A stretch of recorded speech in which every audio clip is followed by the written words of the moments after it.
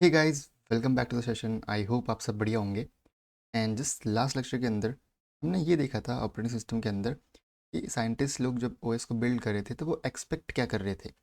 Like maximum CPU utilisation रखनी है, उनको कम वेटिंग टाइम, कम रिस्पांस टाइम, कम टर्न अराउंड टाइम ना है, और जो प्रोसेस की स्टारवेशन है किसी भी प्रोसेस की उसको एकदम मिनिमाइज़ करना है हमको। और से जो हाई प्रायोरिटी टास्क आएंगे उनको पहले एग्जीक्यूट करना है। तो इस तरीके से कुछ एक्सपेक्टेशंस रखी गई थी। एंड उन्हीं एक्सपेक्टेशंस के बेसिस पे ऑपरेटिंग सिस्टम के डिफरेंट डिफरेंट वर्जन्स बनाए गए थे।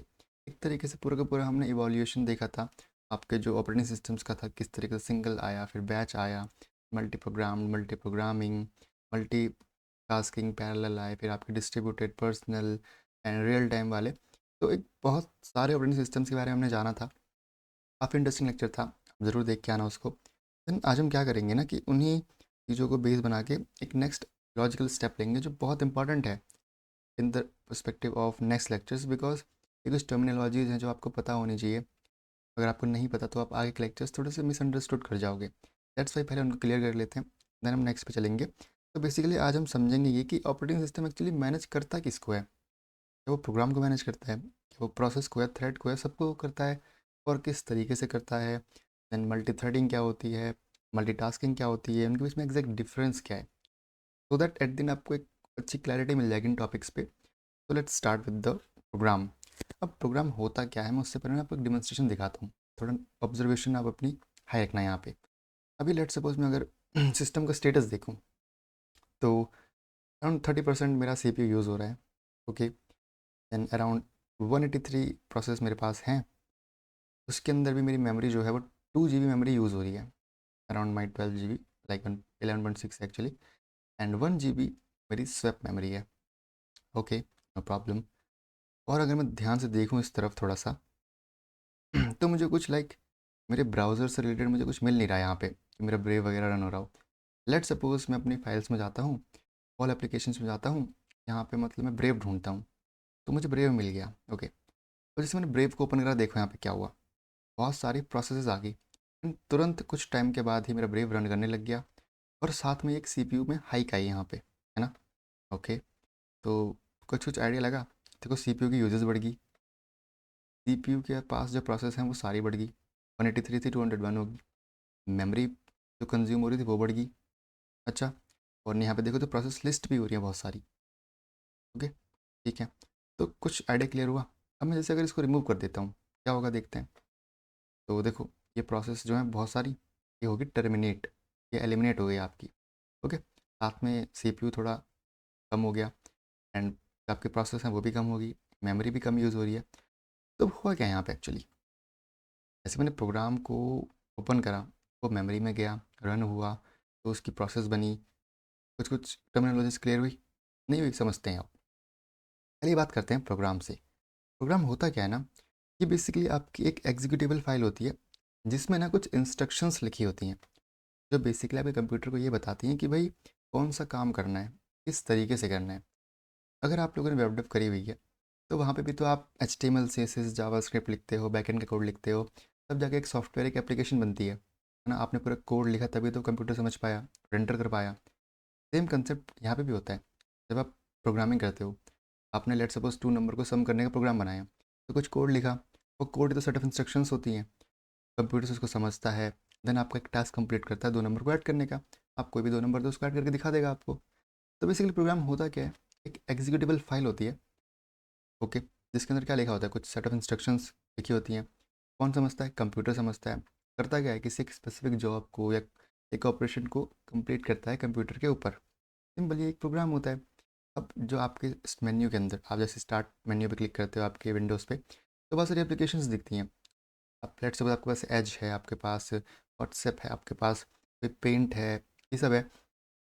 तो ये क्या है, ये प्रोग्राम से तो हैं। भाई माइक्रोसॉफ्ट ने आपको इनके एग्जीक्यूटेबल कोड दे दे डायरेक्टली, कि आप डबल क्लिक करो इस पर तो वो एग्जीक्यूटेबल कोड रन होंगे। और कोड तो है ही आपके पास, तो डायरेक्टली आपको दिख जाएगा स्क्रीन पे उसका UI, आप काम कर क्या सकते हो, कैसे करोगे काम, वो सब मिल जाता है आपको सिंपली। तो प्रोग्राम क्या होता है, बस सेट ऑफ इंस्ट्रक्शंस होती हैं, है ना। ओके, ठीक है। अब ये ना आपका कंपाइल्ड कोड होता है। प्रोग्राम एक्चुअली मतलब आपके पास कंपाइल्ड होता है पहले से ही, प्री कंपाइल्ड होता है, जस्ट आपको एग्जीक्यूट करना है। ओके, और ये प्रोग्राम जो होता है वो डिस्क में स्टोर होता है। समझते हैं। और देखो, अब लेट्स सपोज मुझे कोड करना है, मेरे को एक फ़ाइल बनानी है, ठीक है। लाइक फर्स्ट करके बनाते हैं फाइल। चलो फिर मैं कहाँ पे हूँ, बोल दो कि मैं हूँ यहाँ पे, मैं डॉक्यूमेंट्स में जाता हूँ। चलो यहाँ पे बनाते हैं एक फ़ाइल, हेलो करके बनाते हैं। चलो हाँ, हेलो डॉट सी, ठीक है। एक हेलो डॉट सी फाइल बनाई। सी फाइल मतलब एक simple file, okay. Just uncompiled code है, अभी मैं कोड लिख रहा हूँ। लेट्स मुझे हेलो प्रिंट करवाना है, ओके। चलते हैं, hash include hello include stdio dot H, standard input output. Nice, ये क्यों आ गई, ठीक है। और इंट मेन,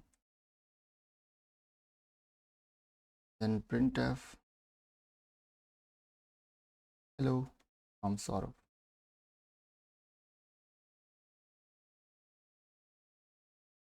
एक रिटर्न ज़ीरो। मैंने क्या लिखा, मैंने कुछ कोडिंग वगैरह करी, कुछ सेट ऑफ इंस्ट्रक्शंस यहाँ पे लिखी, मैं सेव कर देता हूँ फाइल को। मैं अगर देखूँ हेलो डॉट फाइल को, तो क्या होगा यहाँ पे। ऑब्वियस सी बात है यार, कुछ सेट ऑफ इंस्ट्रक्शंस मैंने लिखी है यहाँ पे। अब कंप्यूटर इनको पढ़ेगा और क्या करेगा, एग्जीक्यूट करेगा। तो क्या ये प्रोग्राम है? हाँ है, बट ये कंपाइल नहीं है, है ना। प्रोग्राम लाइक अगर मैं इसको जीसीसी कंपाइलर का यूज़ करके, ये क्या होता है दिखाता हूँ मैं आपको। ये बेसिकली आपका एक कंपाइलर है, ओके। तो जैसे मैं हेलो को अगर कंपाइल करता हूँ, तो मुझे क्या मिला, अच्छा एरर आ गया, sorry, forgot a space between that.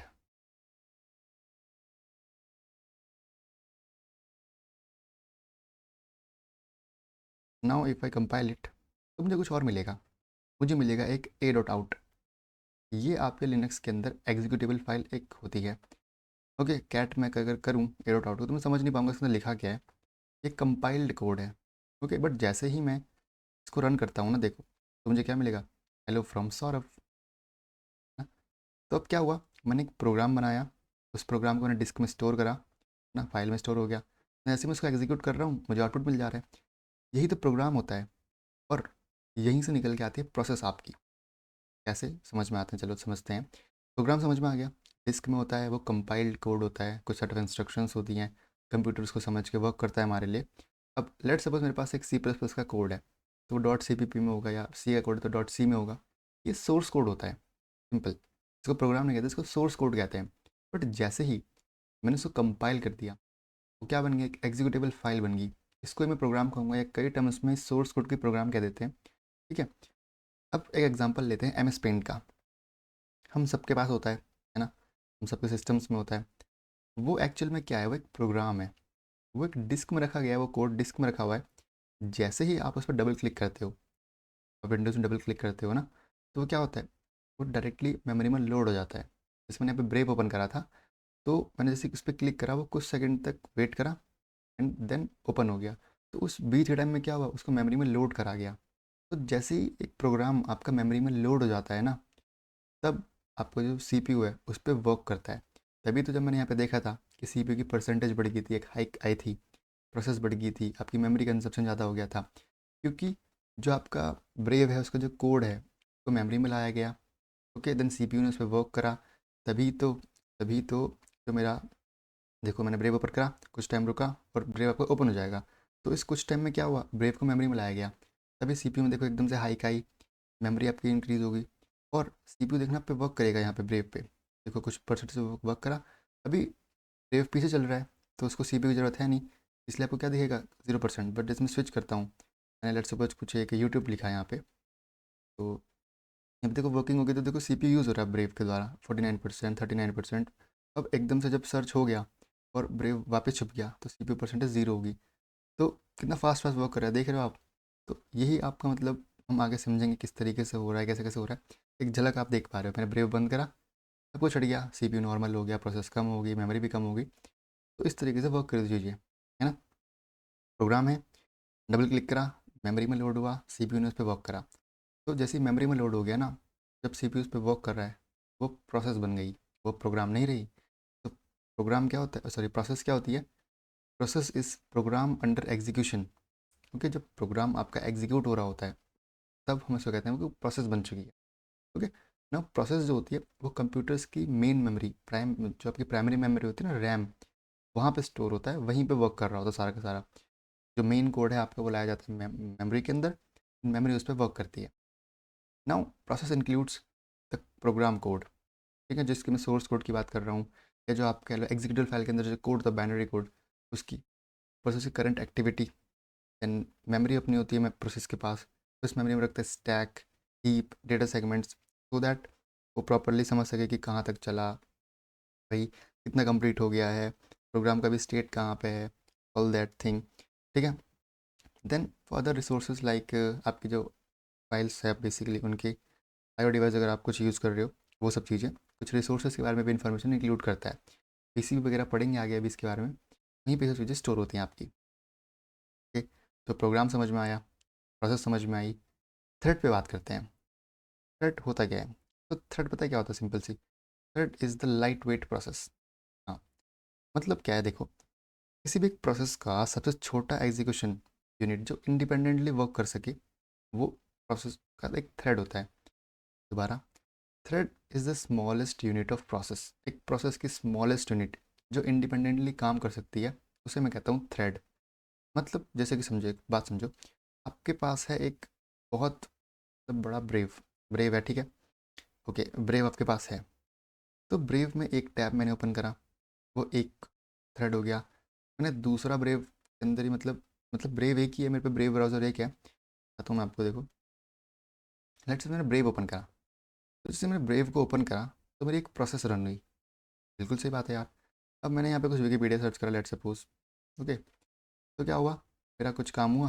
Let suppose मैं एक और टैब ओपन करता हूँ, तो अभी टैब वन थ्रेड वन बन जाएगा, टैब टू थ्रेड टू बन जाएगा। अब ये दोनों इंडिपेंडेंटली वर्क कर रहे हैं ना, दोनों को एक दूसरे से मतलब ही नहीं है बिल्कुल भी। तो ये थ्रेड का एक प्राइम एग्जाम्पल है, सिंपल है ना। अभी देखेंगे आगे इसको ये किस तरह से वर्क करता है, बट एक सिंपल चीज़ समझ में आएगी, ठीक है। मेरे पास प्रोग्राम था, फिर मेरे को प्रोसेस मिली, देन प्रोसेस का ही एक स्मॉलेस्ट यूनिट जो इंडिपेंडेंटली वर्क कर सके वो मेरा थ्रेड कहलाता है, ठीक है। अब कुछ इंपॉर्टेंट पॉइंट एक्चुअली क्या है कि जो सारे के सारे थ्रेड्स होते हैं ना, वो सेम प्रोसेस की ही मेमोरी शेयर कर रहे होते हैं। मतलब जो कोड है और डेटा है वो तो सेम ही होगा, क्योंकि जो ब्रेव का टैब वन और टैब टू थे, वो एक्चुअली जो कोड लेके आ रहे हैं टैब मैनिपुलेशन का, टैब वर्किंग का, वो है तो ब्रेव का ही सारा का सारा। तो मतलब मेमोरी तो सेम ही है, कोड सेम है, डेटा सेम है, सिर्फ उनका स्टैक और जो उनका सीपीयू का स्टेट होता है ना, वो अलग अलग होता है। क्योंकि इंडिपेंडेंटली वर्क करे तो सीपीयू का स्टेट और मतलब स्टैक है वो तो अलग हो गई, ऑब्वियस सी बात है। और इट, और दूसरी बात, अब होता क्या है ना एक्चुअल में, कि अब हर मेरे थ्रेड के पास अपना स्टेट है, अपना प्रोग्राम काउंटर है, अपना रजिस्टर है, तो इसकी मदद से वो क्या कर पाते हैं, अलग अलग काम इंडिपेंडेंटली काम कर पाते हैं, सिंपल। ऊपर से thread give you power of parallelism with in a process. भाई ब्रेव मेरे पास अगर है तो ऐसा नहीं कि ब्रेव के अंदर मैं सिर्फ एक ही टैब चला पा रहा हूँ ना, मैं मल्टीपल टैब्स, 20 टैब, 30 टैब, जितनी मेरी कैपेसिटी है मैं उतना रन कर सकता हूँ। मैंने पैरेललिज्म अचीव करा, एक टाइम में गाने सुन रहा हूँ, एक टाइम में गेम खेल रहा हूँ, एक टाइम में पढ़ाई कर रहा हूँ, इट्स माई चॉइस, ओके। तो एक पैरेललिज्म की जो मुझे पावर मिली मुझे थ्रेड से मिली। अब पैरेललिज्म से होता क्या है, मैं अपनी परफॉर्मेंस को इम्प्रूव कर सकता हूँ, एफिशिएंसी गेन कर सकता हूँ, स्पेशली मल्टी कोर सिस्टम्स जो होते हैं। जैसे मेरे सिस्टम में अगर मैं दिखाऊँ आपको, तो देखो ये जो दिख रहा है ना आपको, 4 डंडे, ये 4 कोर है, मेरा सिस्टम जो है 4 कोर सिस्टम है। लेकिन न्यू पे अगर मैं करूँ आपको तो देखो, जो मेरा सी पी यू है वो i3 505 4 core C P U है। मीन्स मेरे पास एक सिस्टम में मेरे पास 4 प्रोसेस एक साथ रन कर सकती हैं, 4 थ्रेड भी रन कर सकते हैं ऑन सिंगल प्रोसेस, ओके। तो थ्रेड से मुझे मिलता क्या है, पैरेललिज्म। मीन्स एक ही प्रोसेस जो है कि मल्टीपल पार्ट्स साथ साथ एग्जीक्यूट हो सकते हैं, ये पैरेललिज्म ही तो होता है। एंड अब थ्रेड्स के बीच में ना कम्युनिकेशन होती है, वो बहुत फास्ट होती है यार। ऐसा क्यों? बिकॉज ये लिंक है, किससे लिंक है, प्रोसेस की मेमोरी से, बिकॉज मेमोरी तो सेम ही शेयर कर रहे होते हैं, है ना। प्रोसेस के बाद जो रिसोर्सेज हैं, प्रोसेस के पास जो मेमोरी है वो सेम शेयर हो रही होती है। इसी वजह से थ्रेड की जो कम्युनिकेशन होती है, आपस में थ्रेड की बातचीत, वो बहुत फास्ट होती है, ओके, क्योंकि वो एक शेयर्ड मेमोरी को यूज़ कर रहे होते हैं। Simply in simple terms you can say that thread is a light weight process. ये प्रोसेस का एक छोटा सा हिस्सा है जो इंडिपेंडेंटली वर्क कर सकता है, ठीक है? तो आई होप अब आपको क्लियर हुआ होगा कि ठीक है, प्रोग्राम क्या होता है, प्रोसेस क्या होती है, और थ्रेड क्या होता है। Program is just it's set of instructions, compiled code, and process is and program is under execution. And thread is the smallest unit of process that can work, that can run independently. Yes, that is the scenario. अब एक बहुत प्यारा सा example लेते हैं और समझते हैं कि क्या है चीज़ें एक्चुअली। लेट्स सपोज ना, आपने एक प्रोग्राम लिखा। वो प्रोग्राम करता क्या है, वो प्रोग्राम ना बेसिकली 100 पिक्सल इंटू 100 पिक्सल एक फ़ोटो जो है ना, उसमें कुछ लॉजिक लगाता है और उसको एनहांस कर देता है। आजकल के जो एआई वगैरह कर रहे होते हैं एनहांसिंग, है ना। तो लेट्स सपोज एक सिस्टम आपने बनाया, एक प्रोग्राम आपने बनाया जो क्या करता है, 100 पिक्सल लेंथ 100 पिक्सल विड्थ, एक फ़ोटो लेगा, कुछ अपना लॉजिक आपने लिखा, थ्रू क्या करेगा, उसको एनहांस कर देगा। अब ठीक है, इतना करने में ये लेता है 2 सेकेंड्स। ओके। अब जब मैंने आपसे बोला कि मेरे पास एक फ़ोटो है, उस फोटो में क्या है एक्चुअली, आपके पास फ़ोटो जो है वो 200 पिक्सल्स की उसकी लेंथ है और 100 पिक्सल की उसकी विड्थ है। तो अब यहाँ पे क्या हो गया, अब 200 पिक्सल्स की आपकी वो होगी, बट कैपेसिटी आपके पास कितनी थी, 100 पिक्सल इंटू 100 पिक्सल। तो अब आपका सिस्टम सिंपली अगर थ्रेडिंग को यूज़ ना करे तो क्या करेगा, वो पहले 100 पिक्सल इंटू 100 पिक्सल लेगा, उसको मतलब 2 सेकंड लेके काम करेगा। देन दूसरा 100 इंटू 100 लेगा, 2 सेकंड में उसमें काम करेगा। तो टोटल कितना टाइम लगा, 4 सेकंड्स का।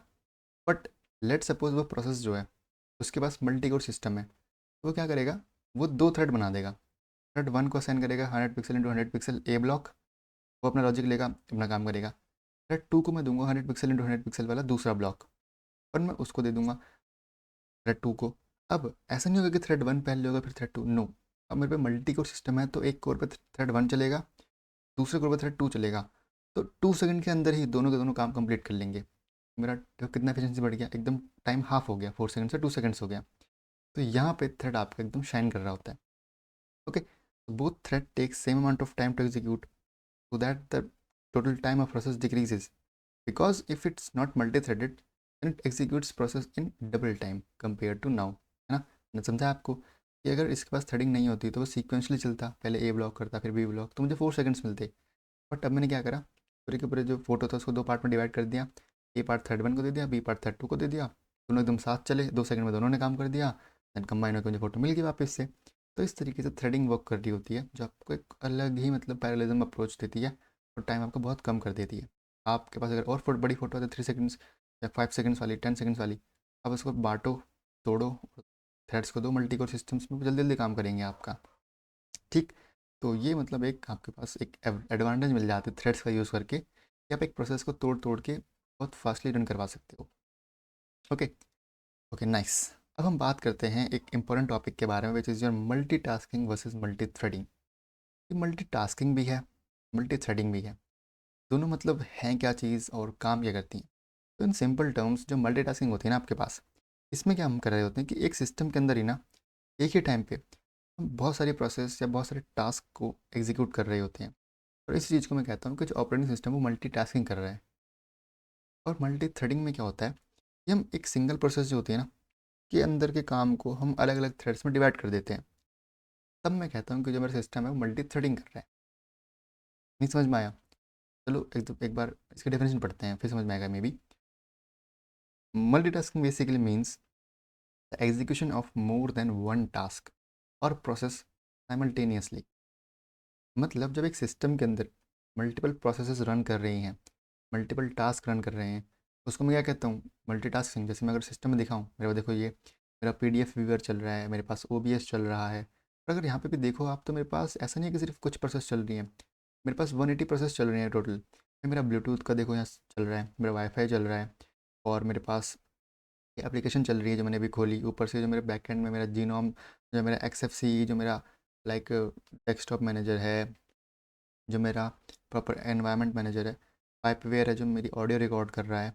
तो बहुत सारी चीज़ें हैं जो रन कर रही हैं, जो बैकएंड में रन हो रही हैं, मुझे पता नहीं चलती वो वर्क कैसे हो रही हैं, बट स्टिल मैं उनको फील कर पा रहा हूँ। मेरा ये ब्रेव ये खुल रहा है, मेरे का टर्मिनल चल पा रहा है। तो जो प्रोसेसेस हैं, मेरा सिस्टम एक बार में देखो 180 प्रोसेस रन कर रहा है। It's multitasking. ओके, बहुत हाई लेवल की है ये। Then we come toward multi threading. Multi threading में क्या होता है, एक प्रोसेस जो होती है, a process is divided into several different sub task. मैंने आपको एग्जांपल दिया था कि एक प्रोसेस थी, मैंने उसे टास्क में तोड़ दिया और हर टास्क एक थ्रेड को दे दिया। अभी भी यही होता है, एक प्रोसेस को मैं मल्टीपल सब टास्क थ्रेड्स में डिवाइड कर देता हूँ, और हर थ्रेड का अपना एक पाथ ऑफ एग्जीक्यूशन होता है, जिसको मैं मल्टी थ्रेडिंग कह रहा होता हूँ। सिंपल मल्टी टास्किंग में मल्टीपल प्रोसेस होती हैं, मल्टी थ्रेडिंग में आपके पास मल्टीपल थ्रेड्स होते हैं ना। मल्टीपल टास्किंग में क्या होता है ना, देखो मल्टी टास्किंग के अंदर हर प्रोसेस के पास ना एक सेपरेट मेमोरी होती है। जी हाँ, हर प्रोसेस अपनी सेपरेट मेमोरी रखती है। वहीं पे जो हर थ्रेड होता है ना, वो है तो देखो प्रोसेस का ही पार्ट, तो प्रोसेस की मेमोरी को शेयर कर रहा होता है। ठीक, ओके। देन मल्टीटास्किंग के अंदर आपके पास क्या होता है एक्चुअल में, कि जो यहाँ पे कंसेप्ट है ना बेसिकली वो क्या है कि मोर देन वन प्रोसेस आपके सिस्टम में एग्जीक्यूट हो रही होंगी, और सीपीयू जो है उनके बीच में कॉन्टेक्स्ट को स्विच करता रहेगा बार बार बार बार बार बार। ओके, बहुत फास्ट आपको रिस्पॉन्स टाइम मिलता है यहाँ पे देखने को। And third thing actually here is कि भाई concept of more than one thread. Multi threading के अंदर क्या है, अब मल्टीपल प्रोसेस तो है नहीं, एक ही प्रोसेस के मल्टीपल थ्रेड चल रहे होंगे, और उन्हीं थ्रेड के बीच में आपका कॉन्टेक्स्ट स्विच हो रहा होगा। ठीक, मल्टी टास्किंग के अंदर प्रोसेस के बीच में कॉन्टेक्स्ट स्विच हो रहा है, मल्टी थ्रेडिंग के अंदर आपका थ्रेड्स के बीच में कॉन्टेक्स्ट स्विच हो रहा है। और प्रोसेस जो है बेसिकली मल्टीटास्किंग के अंदर generally number of CPUs one होते हैं, सीपीयू उन्हीं के बीच में जगल कर रहा होता है, P1 P2 P3 P4 P5 ऐसे चल रहा होता है बार बार। बट जो आपका मल्टीपल थ्रेडिंग या मल्टी थ्रेडिंग आप कह लो एक तरीके से, उसमें ना लाइक एक सीपीयू होने पे कुछ फ़ायदा होता नहीं है, फिर आप पैरेललिज्म अचीव नहीं कर पाओगे। तो इट्स बेटर कि आपके पास नंबर ऑफ सीपीयूज जो हों वो एक से ज़्यादा हों, या फिर आपके पास मल्टीपल कोर वाला सीपीयू, वो भी एक तरीके से डबल। अगर आपके पास फोर वाला सीपीयू, फोर कोर सीपीयू, तो फोर सीपीयू माने जाते हैं एक तरीके से वो। ठीक, नाइस। देन मल्टीटास्किंग के अंदर आपके पास क्या होता है, better for task that are independent. Yes, let's suppose मैं ब्रेव चला रहा हूँ, ब्रेव इंडिपेंडेंट है, मैंने कुछ लाइक रिकॉर्डिंग के लिए खोल लिया ओबीएस, तो दोनों में क्या लेंगे, दोनों एकदम इंडिपेंडेंट टास्क है। तो यहाँ पे आपके पास मल्टीटास्किंग बढ़िया होता है, वहाँ आपके मल्टीपल टास्क हैं, डिफरेंट डिफरेंट रन करो। मल्टी थ्रेडिंग में लेकिन क्या हो रहा होता है, मोर एफिशिएंट, तो आपके पास टास्क तो ऐसे हों जो डेटा को शेयर कर रहे हो। मीन्स भाई जैसे मैंने दिखाया आपको ब्रेव, जैसे मैं डिफरेंट डिफरेंट टैब खोल रहा हूँ, वो डिफरेंट डिफरेंट टैब जो है मैं कोड तो एक जगह से लेके आ रहे हैं, शेयर डेटा यूज़ कर रहे हैं, तो वहाँ पे आपका क्या यूज़र होता है, multithreading. Nice, okay. Then multitasking have low speed due to slower context switching compare to threading. जी हाँ, तो एक बात समझो आप ही, हर प्रोसेस का अपना अपना एक मेमोरी ब्लॉक होता है। ठीक, अब जब सबका अपना अपना मेमोरी ब्लॉक है, मीन्स जब उनको मैं लोड कर रहा हूँ तो वो टाइम लेंगे, और बिल्कुल लेते हैं टाइम। कॉन्टेक्ट को जब आप स्विच कर रहे होते हो, वो कुछ डेटा लेके आता है, कुछ रजिस्टर्स मेमोरीज स्टैक ये सब लेके आता है प्रॉपरली, तो इसमें थोड़ा टाइम आपका वेस्ट होता है। वहीं पे अब आप खुद सोचो, थ्रेडिंग के पास मेमोरी तो सेम होती है एक ही प्रोसेस की, बस कुछ स्टैक अलग लेके आना होता है, तो इसी में ये थोड़ा फास्ट हो जाता है। थ्रेडिंग आपकी थोड़ी फास्ट होती है compare to multitasking. Okay, and in multitasking you have isolation, you have memory protection, so that two different tasks can't interfere between each other. But in multi threading आपके पास isolation नहीं होती, कोई memory protection भी नहीं होती, because वहाँ पे memory share हो रही होती है। तो अगर एक थ्रेड ने गड़बड़ करी तो प्रोसेस में पूरी गड़बड़ी हो जाएगी, तो ये एक दिक्कत होती है आपकी मल्टी थ्रेडिंग के अंदर। बट स्टिल वो इतनी दिक्कत फील होती नहीं है आजकल, है ना। एंड मैं आपको एग्जांपल दिया मैंने, लेट्स सपोज आप ब्राउज़र चला रहे हो, एंड ब्राउज़र के साथ साथ आप सिस्टम में गेम भी खेल रहे हो, म्यूज़िक प्लेयर भी चला रखा है, तो आप डिफरेंट डिफरेंट टास्क रन कर रहे हो एक ही सिस्टम के अंदर एक टाइम पे, तो ये मल्टीटास्किंग होता है।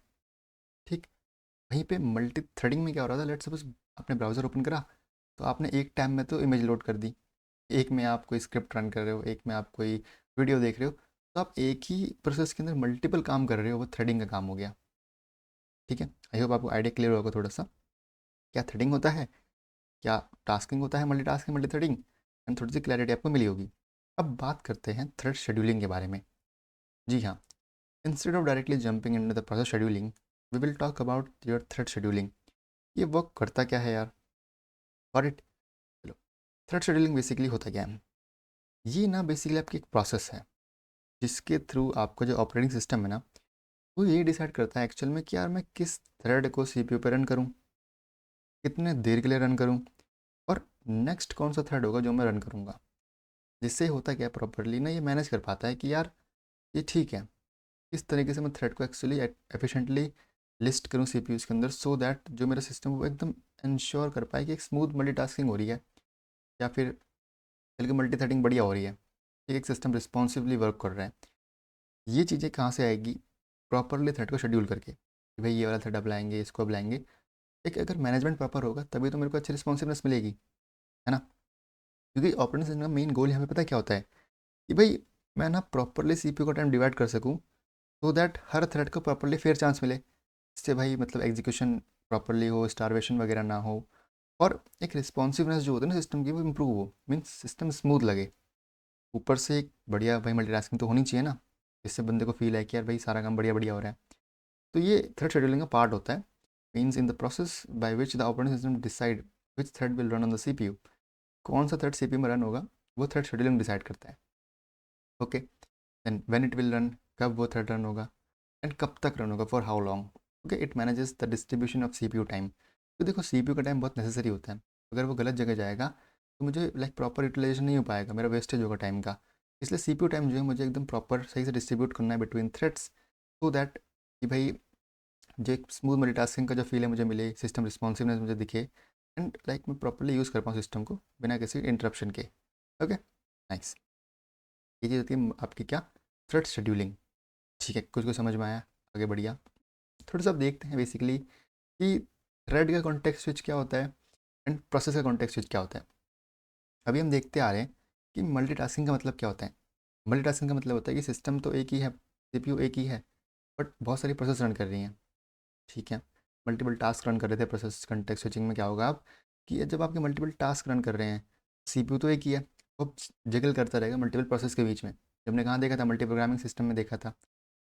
थ्रेड कॉन्टेक्स्ट स्विच में क्या हो रहा था एक्चुअली में, कि मैंने बात करी थी मल्टी थ्रेडिंग के अंदर क्या होता है, प्रोसेस तो एक ही है, मेमोरी भी सेम ही है, बट मल्टीपल थ्रेड्स हैं। अब एक एक करके थ्रेड्स रन हो रहे हैं एक साथ पैरेलली। तो वहाँ पे कॉन्टेक्स्ट स्विच किस तरीके से होता है, वो थ्रेड कॉन्टेक्स्ट स्विचिंग होती है बेसिकली आपकी। तो जब प्रोसेस की बात होती है तो प्रोसेस कॉन्टेक्स्ट स्विचिंग, जब थ्रेड की होती है तो थ्रेड कॉन्टेक्स्ट स्विचिंग। ठीक है, ओके। आई आपको समझ में आया होगा कि भाई जब ओएस है आपका, वो सेम प्रोसेस के अंदर ही लाइक एक थ्रेड से दूसरे थ्रेड में जंप कर रहा है, स्विच हो रहा है, तो उसको मैं क्या कहूँगा, एक थ्रेड कॉन्टेक्स्ट स्विचिंग। वहीं पे जब आपका ऑपरेटिंग सिस्टम एक प्रोसेस से कम्प्लीटली एक अलग दूसरी प्रोसेस पे स्विच कर रहा होता है, it is known as process switching, process context switching. Simple. अब ओएस करता क्या है ना, देखो, जब भी आपका ऑपरेटिंग सिस्टम स्विच करता है आपके एक थ्रेड से दूसरे थ्रेड में, तो एक्चुअली हो क्या रहा होता है कि वो करंट थ्रेड के स्टेट को तो सेव कर लेता है, एंड जो उसको नेक्स्ट थ्रेड चाहिए उसके कॉन्टेक्स्ट को ले आता है इन द सेम प्रोसेस। क्योंकि देखो थ्रेड में तो क्या होता है, प्रोसेस एक होती है, थ्रेड अलग अलग होते हैं बस। वहीं पे प्रोसेस में क्या हो रहा होता है, जब प्रोसेस को ही स्विच करना पड़ जाता है, तो ऑपरेटिंग सिस्टम करता क्या है, वो करंट जो प्रोसेस चल रही है उसका करंट स्टेट सेव कर लेगा, एंड अगली जो प्रोसेस आने वाली है उसके जो कॉन्टेक्स्ट है उसमें स्विच कर जाएगा।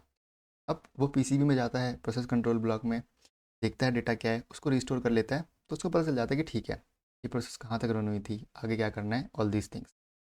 Simple, nice. Now the context switching off thread doesn't include switching off memory address space. ऐसा क्यों, मैंने बोला था ना आपको, जो मेमोरी होती है वो प्रोसेस की तो सेम होती है, वो मेमोरी शेयर कर रहे होते हैं सारे के सारे थ्रेड्स। ओके, बट हाँ, थ्रेड अपना प्रोग्राम काउंटर, अपने रजिस्टर्स, अपने स्टैक वो अलग लेके आते हैं। वो हर थ्रेड का अपना अपना होता है। मेमोरी सेम होगी प्रोसेस की, बट हर थ्रेड का अपना अपना प्रोग्राम काउंटर, अपना स्टैक, अपना जो रजिस्टर होता है वो अलग अलग होगा। वहीं पे प्रोसेस कॉन्टेक्स्ट स्विचिंग में क्या हो रहा है कि हर प्रोसेस का ना मेमोरी भी अपनी होगी, स्टैक भी अपना ही होगा, और थ्रेड भी अपना ही होगा, और सर उनके रजिस्टर्स होते हैं, स्टैक, वो सब अपने अपने होते हैं। तो थ्रेड ना मेमोरी को स्विच करने से बच जाते हैं, और मेमोरी को स्विच करना एक हाई टास्क होता है, कॉम्प्लेक्स टास्क होता है। यहाँ पे प्रोसेस स्विचिंग में क्या होता है कि भाई मेमोरी भी पूरी की पूरी उठ के दूसरी आती है। ठीक, क्योंकि भाई ऑब्वियस सी बात है, जब मैंने दो प्रोग्राम रन करे तो मेमोरी में अलग अलग जगह रन होंगे, मेमोरी आइसोलेशन, तो स्विच करना थोड़ा एक डिफरेंट टास्क होगा, थोड़ा सा एक हार्ड टास्क हो जाता है। तो इसलिए जो प्रोसेस कॉन्टेक्स्ट स्विचिंग होती है वो थोड़ी सी लाइक स्लो होती है compare to thread context switching, क्योंकि थ्रेड में बस प्रोग्राम काउंटर, रजिस्टर, स्टैक तो लेके जाना है, मेमोरी जो मेन काम है वो तो वहीं पे सेम होगी, क्योंकि सारी प्रोसेस जो होती है वो एक ही होती है हर थ्रेड की। एक प्रोसेस जो है उसके मल्टीपल थ्रेड्स हो रहे होते हैं बेसिकली। इसी वजह से जो कॉन्टेक्स्ट स्विचिंग आपकी थ्रेड की होती है बहुत फास्ट होती है, वहीं पे जो आपकी प्रोसेस की होती है थोड़ी स्लो होती है। ठीक, और जो सीपीयू का कैशे होता है ना, उसको मैं प्रिजर्व रखता हूँ, क्योंकि देखो प्रोसेस तो एक ही है, तो मुझे कैशे प्रिजर्व रखना है। भले ही अलग थ्रेड आ रहा हो कोई प्रॉब्लम नहीं है, मुझे उसका काम आ सकता है अलग थ्रेड, अगले थ्रेड के अंदर, क्या पता मैं एक थ्रेड से डेटा पास करूँ दूसरे में, तो सीपीयू कैशे मुझे चाहिए होता है। बट प्रोसेस कॉन्टेक्स्ट स्विच के अंदर क्या होता है, मैं सीपीयू को जो कैशे स्टेट है ना उसको फ्लश कर देता हूँ। क्योंकि आप ही सोचो यार, मैंने ब्रेव खोल रखा है, मैंने ओबीएस खोल रखा है, भाई ब्रेव का कौन सा डेटा ओबीएस को चाहिए, ओबीएस का कौन सा डेटा ब्रेव को चाहिए, है ना।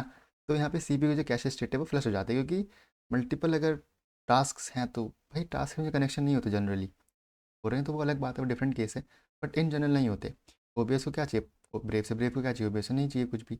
बट हाँ, अगर ब्रेव के अंदर टैब 1 का डेटा टैब 2 को नहीं मिला, प्रोग्राम कोड नहीं मिला, तो टैब 2 ओपन ही नहीं हो पाएगा, रन ही नहीं कर पाएगा, तो दिक्कत है वहाँ पे। ओके, इसलिए थ्रेडिंग में सीपीयू कैशे स्टेट हम सेव रखते हैं, वहीं पे जो आपका बेसिकली मल्टीटास्किंग के अंदर होता है, सीपीयू की जो कैशे स्टेट होती है वो फ्लश कर देते हैं हम। ओके, ठीक। अब फिफ्थ पॉइंट है कि आपका जो थ्रेड कॉन्टेक्स्ट है, उस स्विचिंग के अंदर ना जो आपके ओवरहेड होते हैं बहुत कम होते हैं। ओवरहेड बेसिकली मीन सीपीयू की जो एक्स्ट्रा साइकिल्स कितनी लग रही हैं, क्योंकि देखो मेमोरी को लोड करना, स्टैक को लोड करना, प्रोग्राम काउंटर लेके आना, ये भी तक टास्क होते हैं। अब ऑब्वियसली बात है, जब मैं मेमोरी स्विच नहीं कर रहा, यहाँ पे ओवरहेड बहुत कम होंगे, क्योंकि हमें कम चीज़ों को स्टोर करना है, कम चीज़ों को हमें रिस्टोर करना है ना, मेमोरी तो सेम रहेगी। बट ये ओवरहेड बढ़ जाते हैं यहाँ पे प्रोसेस कॉन्टेक्स्ट स्विचिंग में, कि वहाँ पे हाँ प्रोग्राम काउंटर लेके आना है, स्टैक लाना है आपका, साथ साथ मेमोरी भी तो लेके आनी है। यहाँ पे मुझे ज़्यादा चीज़ें स्टोर करनी है, ज़्यादा चीज़ें लेके आनी है, तो ओवरहेड ज़्यादा होंगे यहाँ पे सीपीयू के, ऑब्वियस सी बात है। तो ये चीज़ है कि आपकी जो थ्रेडिंग है थोड़ी सी लाइट वेट है, तो काम भी लाइट वेट हो रहा है, फास्ट हो रहा है, प्रोसेस थोड़ी सी बल्की हो जाती है तो थोड़ा स्लो हो जाती है, साथ में थोड़ी सी ज़्यादा ओवरहेड के साथ आ रही होती है आपकी। ठीक, ओके, इतना था आज का। ठीक, कि किस तरीके से आपका लेस ओवरहेड होता है, ज़्यादा ओवरहेड होता है, कम कहाँ, ज़्यादा कहाँ पे, प्रोसेस कॉन्टेक्स्ट स्विच कैसे होता है आपका, थ्रेडिंग का कैसे होता है, मल्टीटास्किंग क्या होती है, मल्टी थ्रेडिंग क्या होती है, एंड बहुत सारी चीज़ें। मज़ा आया एक्चुअली। ठीक, प्रोग्राम सीखा क्या होता है कि भाई सिर्फ अगर डिस्क पे एक डेटा स्टोर है, जो आपका एग्जीक्यूटेबल डेटा है, एक एग्जीक्यूटेबल कोड है, वो प्रोग्राम है। प्रोसेस क्या है भाई, वही प्रोग्राम जो अब रैम में आ चुका है, वो रन हो रहा है। थ्रेड क्या है कि भाई प्रोसेस का वही छोटा सा एक लाइट वेट हिस्सा, जो एक ऐसी यूनिट है जो इंडिपेंडेंटली एग्जीक्यूट हो सकती है, और साथ में सेम ही मेमोरी शेयर कर रही होती है प्रोसेस की, तो थ्रेड होता है। फिर हमने भाई देखा मल्टी थ्रेडिंग, मल्टी टास्किंग, फिर हमने देखा कि भाई थ्रेड शेड्यूलिंग क्या होती है, उसके थोड़ा सा समझा कि क्यों हो रही है, क्योंकि हमें थ्रेड्स को मैनेज इस तरीके से करना है कि सीपीयू टाइम जो है हमारा कम आए, प्रॉपरली सबको डिस्ट्रीब्यूट हो जाए प्रॉपरली, ऐसा ना हो कि भाई एक ही प्रोसेस ज़्यादा का साथ लेके जा रही है ना, सबको फेयर चांसेस मिले, प्रोसेस हो चाहे थ्रेड हो, फेयरनेस शुड बी देयर। फिर हमने देखा भाई थ्रेड या प्रोसेस का कॉन्टेक्स्ट स्विच कैसे होता है, और डिफरेंसेस वगैरह हमने देखे, बड़ा मज़ा आया। ठीक है, समझ में आएंगे आई होप आपको, मैंने एग्जाम्पल भी दिया आपको काफ़ी। That's all, that's all. ठीक है, क्योंकि जैसे अगर आपने देखा हो, जब मैंने ब्रेव को बंद करा था तो यहाँ से ना जब प्रोसेस वगैरह थी टर्मिनेट हो गई थी, तो फ्लश होती हैं चीज़ें। Nice, that's all for today, I hope आपको समझ में आया होगा। मिलते हैं आपसे बहुत ही जल्द गाइस, ठीक।